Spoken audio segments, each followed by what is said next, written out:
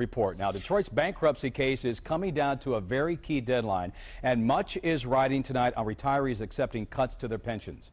Detroit's emergency manager is still trying to sell his grand plan that also will save art at the Detroit Institute. 7 Action News reporter Jim Kirchner has been on this story from the very beginning. He joins us now live at City Hall. Jim?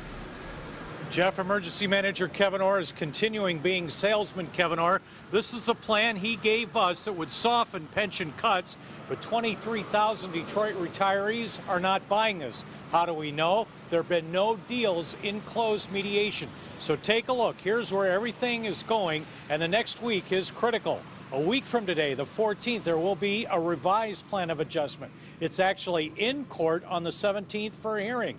On May the 1st, the ballots will go out to the retirees, stressing $816 million to soften their cuts and save art at the DIA. So for police and fire retirees, they would have a 6% cut or 14% without that money. For general retirees, 26% in cuts or 34% cuts without that money. Now, some have suggested the deal is unraveling because the state's share of that money is uncertain and because retirees would have to give up their appeal rights. They're in the Sixth Circuit Court of Appeals saying their pensions can't be cut because they're protected by the state constitution.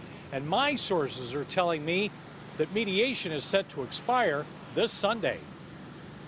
I've read that. I don't think that's the case. In fact, mediations are ongoing this week. I'm not going to talk about what's going on in mediations. Is there a deadline this Sunday? I'm hearing there is. I'm not going to talk about what's going on in the mediation. Suffice it to say, from my view, we continue to work very hard together to try to get to a consensual resolution where all parties can say yes.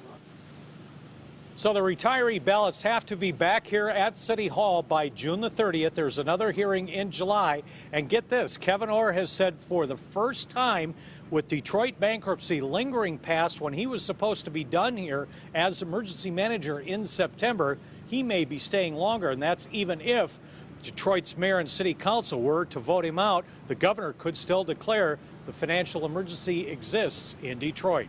I'm live downtown. Jim Kirchner, 7 Action News. Okay, Jim, good information there. Thank you.